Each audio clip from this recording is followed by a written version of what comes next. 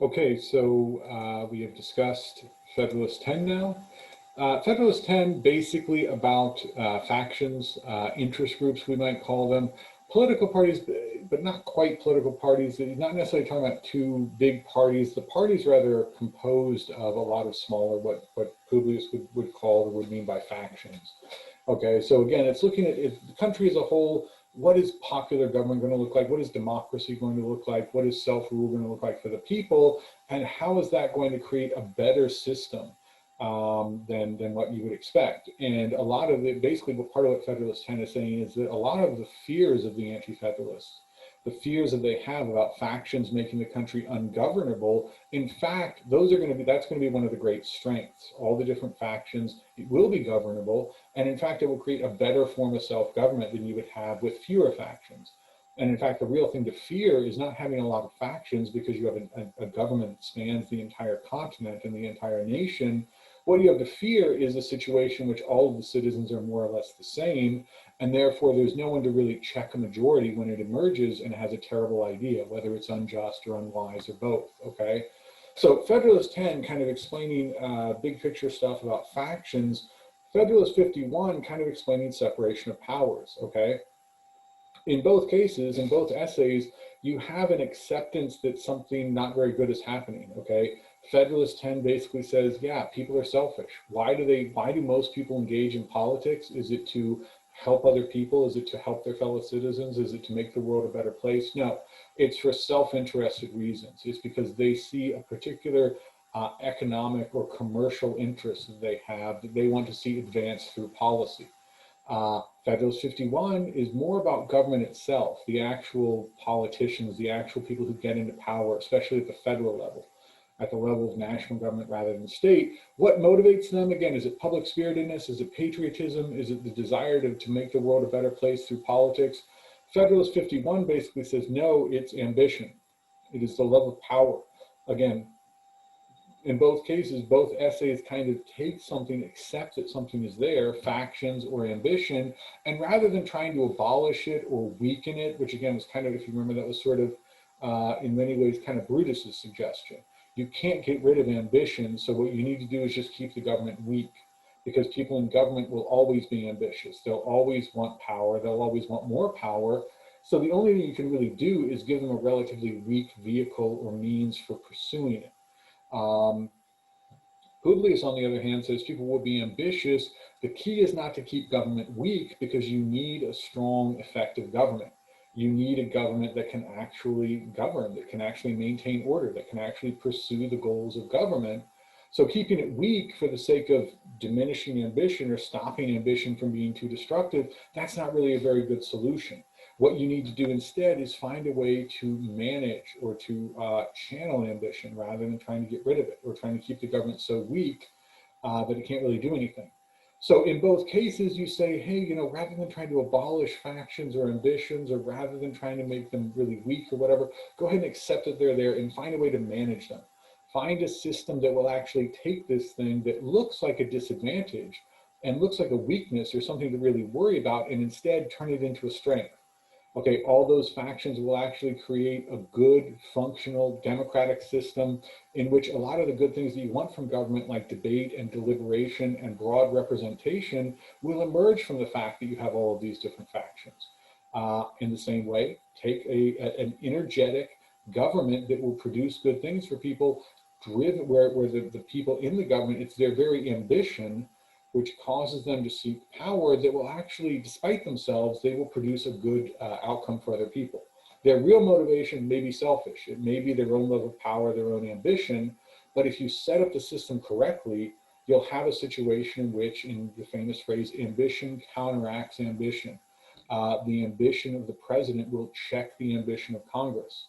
And the president will stop Congress from abusing its power, not because the president loves democracy or freedom or the American people, but because the only way for Congress to expand its power, to get more power for itself, is to take it from somebody else, is to take it from the president or the Supreme Court or the judiciary. So the president will check Congress's attempts to take power from him, not because he really cares about freedom or the American people or the common good, but because he doesn't want to lose power himself. So you're going to have a situation in which these people are checking each other, these different branches are checking each other, motivated by ambition, motivated by a fairly selfish desire. But it will create a system in which you don't have abuse of power, despite the fact that that's the real motive of everybody in government, okay? So let's break, in both cases, basically, Publius says, hey, let's accept that people are not always pretty or admirable or heroic.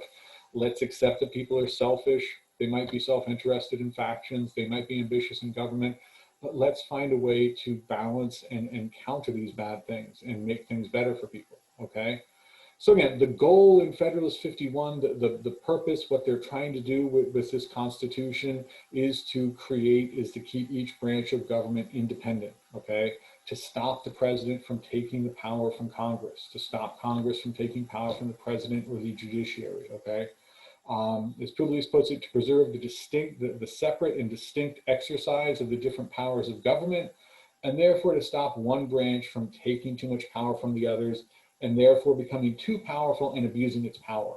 Again, think back to the Declaration of Independence, that long list of grievances or complaints, that's really the majority of the document. What was that about? It was about all the different ways in which the king was doing something, the executive, the king, was trying to diminish the power of the other branches, and largely had, and therefore was able to govern and able to do things that were not for the common good, but also just was infringing on the rights of the people, okay? So you have a government that is supposed to protect the rights of the people. The government maybe wants to take those rights away, wants to expand its power, but if you divide the government into three different parts and divide power roughly equally between those three parts, no one part will be able to take power, expand its power, except at the expense of the other two parts, the other two branches. Therefore, they will fight back. And therefore, government will never expand because, again, for one part to expand, the simplest way, the only way it's going to be able to do that is to take power from the others. If the president can take the lawmaking power from Congress and can take the judging power from the courts, the president will have all the power and will be able to rule as a tyrant. Government only has so many functions, right? It makes laws, it executes them, and it judges whether or not they're constitutional, and also judges whether or not people have actually broken them, right? This is an important idea that a lot of these early liberal thinkers have. You want the power of judging whether or not people have broken the law to be completely separate from whoever makes the laws, okay? So making the law, writing the law, a very important power, obviously. And then you want to decide, though, did somebody actually break the law? And if so, what should their punishment be? That should be a totally separate power, okay? You want to have that totally different from whoever's writing the law. If you can combine all of these things, the power to write the law, the power to enforce it or to carry it out or to execute it, and the power to decide who has broken it and what their punishment should be, that's tyranny, right? When all those things are combined in one person or in one group of people, that's tyranny. That's a total loss of freedom. But if you divide those things among different branches and you give each of them the power to preserve those prerogatives or those powers and the ability to check or to stop other people from taking them, then, ideally, and this is the argument of Federalist 51, not just ideally, in practice, in reality, you will see that those powers will not be taken away. The government will never become too powerful because, again, what is it going to look like for the government to become too powerful? All of the powers of government are going to be concentrated in one body, one person, or maybe one group of people. But again, as long as you've divided it among these three different groups and they have the incentive and the ability to check each other, they will. And therefore you'll have this situation where people will not be able, the power won't be concentrated in one branch, and therefore the government will never become too powerful, okay? Again, ambition must be made to counteract the ambition, this kind of famous phrase. Federalist 51 kind of talks about how would we do it. It basically says it has to be internal to the government. You can't have some kind of other government that checks the government, because then the question is who really has the power, who's going to check that government. So basically it says we're going to do this through the internal structure of the government, and it's going to be in the Constitution, okay? Not some kind of external check where we're going to give the government power to just run wild and then some kind of external thing is going to check it.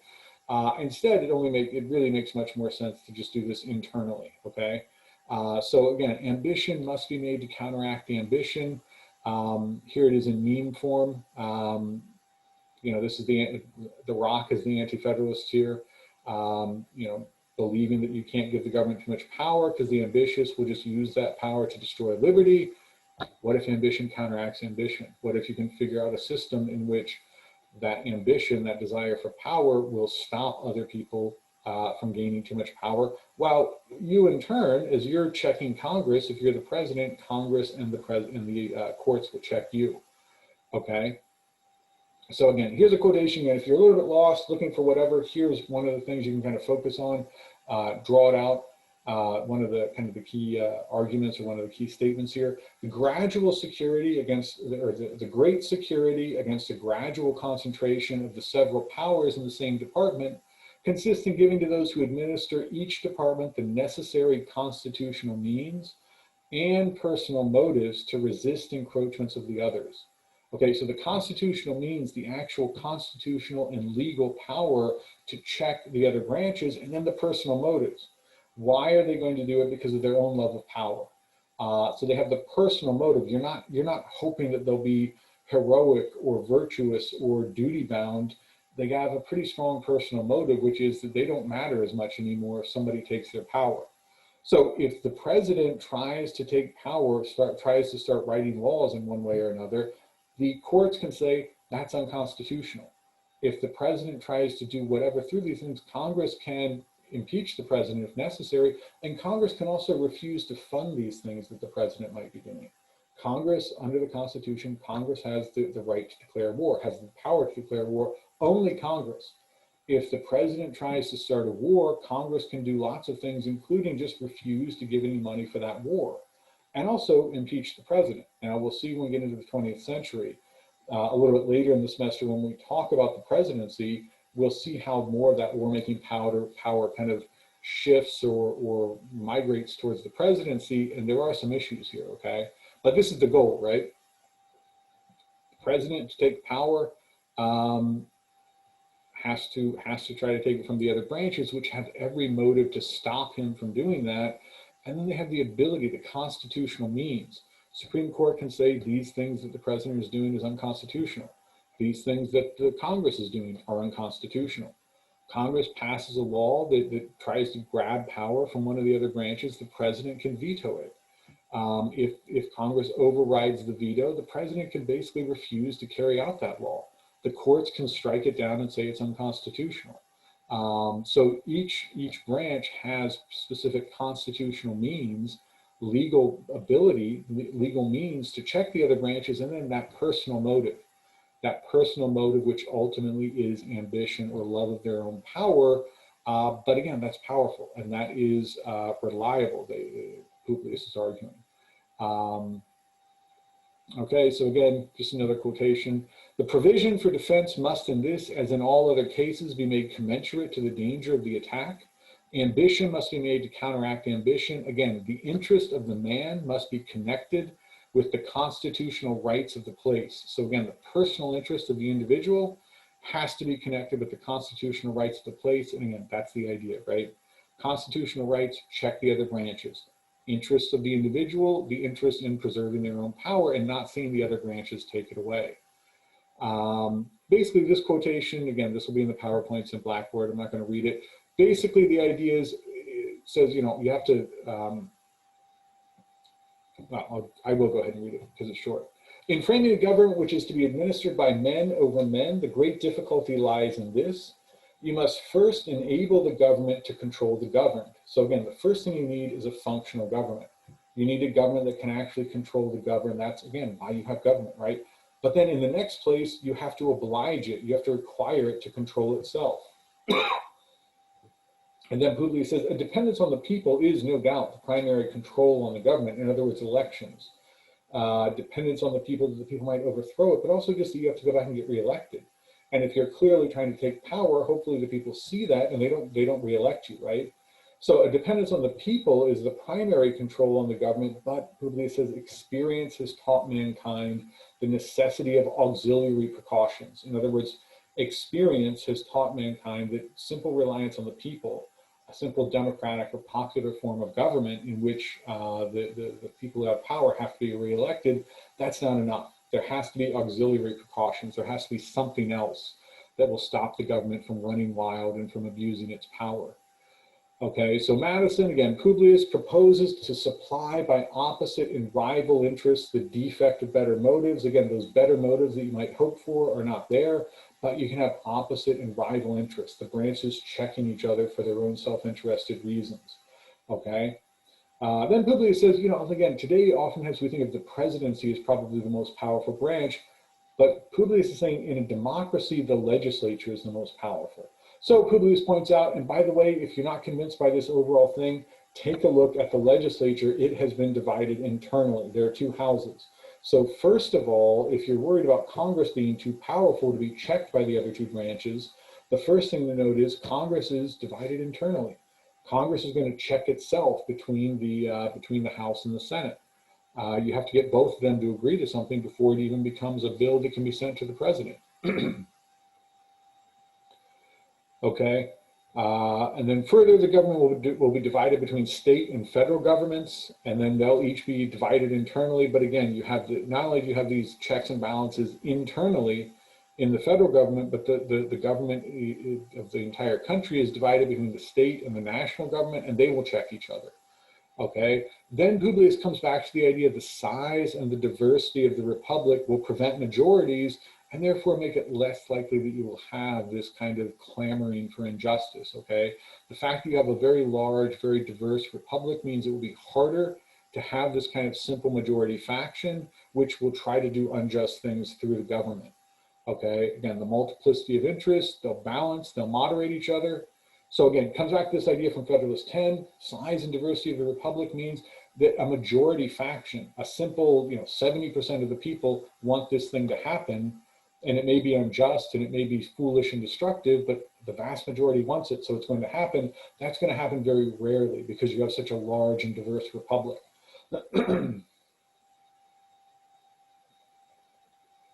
Okay, so you still need to have ambition counteracting ambition, but some of the fear you may have of the national government, just from the idea that majorities may try to use it, that a majority faction may try to use it to commit injustice, that's very unlikely to happen because of that size and diversity of the republic. Okay, so in both Federalist 10 and 51, again, Madison, Publius, let's say, slide says Madison, but let's go back and say Publius, approaches the Constitution as a way to channel, control potentially dangerous forces, self-interest, ambition, okay? Says let's base the government, let's base politics on the notion that people are going to be somewhat selfish and they're going to be somewhat self-interested. But that's okay, we can set up a system where if we channel it correctly, people, again, being motivated by selfish reasons will produce something that's good. They will produce a sustaining long-term democratic form of government, despite the fact that what they want is power for themselves. They will produce a basically functional democratic society with laws that basically provide for the good of everybody, despite the fact that all they really care about is their own good. This is kind of, again, this period in time in European history and European intellectual history, there's a lot of this view, right? It's kind of the justification for capitalism. People are motivated by greed, but if you set up a system in which they have to produce something, a good product, that's traded in a fair and open way in competition with other goods, they will produce good for society despite themselves. They will produce more jobs for other people, et cetera, right? This is the idea that despite the fact that your motives may be bad, if you set up a system that is properly ordered and properly kind of constructed, it will, again, people's motives will, despite themselves, force them to produce a good outcome for everybody else. As time goes on, if you look at the 20th century, for various reasons, it becomes more politically expedient for Congress to go ahead and to let the president take over some of the war-making power. Congress comes to realize that the people tend to punish Congress if they try to stop the president, if they try to check the president on questions of foreign policy or even effectively starting a war. Whereas if the war goes badly, they tend to blame the president and not Congress. So the incentives or the reason for Congress to act becomes basically, if what you want is to hold on to power, it becomes much better to go ahead and just let the president start a war, even though constitutionally that's not what's supposed to happen. It becomes, again, your political self-interest to go ahead and let the president do that. And again, you're going to probably be safe and insulated. Not always, not always, but in some cases, Congress felt like, hey, and in some cases was correct, that people are really going to hold something like the Vietnam War against Lyndon Johnson, against President Johnson. They're not necessarily going to hold it against the members of Congress who voted for the Gulf of Tonkin resolution. Iraq War a little bit different. There probably was eventually a cost for some of the people who supported it. Some of them did lose re-election in 2006, and that was about many things, but in part about the Iraq War. So it's not always that way, but again, you can have a situation in which if what you really want is just to hold on to power, it's kind of expecting a certain situation in which everybody, first of all, the citizenry is focused enough and understands enough and can really, is kind of cued into reality enough that they can understand what's really happening. And then that also that they will hold people accountable so that, you know, Congress will check the president. If instead you get a situation where it's kind of in the self-interest of Congress to just let the president do something, assuming that the public will punish them if they try to stop the president. So again, in the case of trying to stop a war, maybe you look like you're soft on communism or soft on terrorism or whatever, and you think the president is going to take the blame if things go badly. You have that same self-interested motive that is supposed to make you check the president and stop the president from gaining that war-making power, instead leads you to just go ahead and let him do it. So there are eventually some issues, and it's not necessarily foolproof, but this is the basic idea, okay? And separation of powers, ambition counteracts ambition, and this is all very much by design, and this is what the design looks like, and this is the rationale behind the design.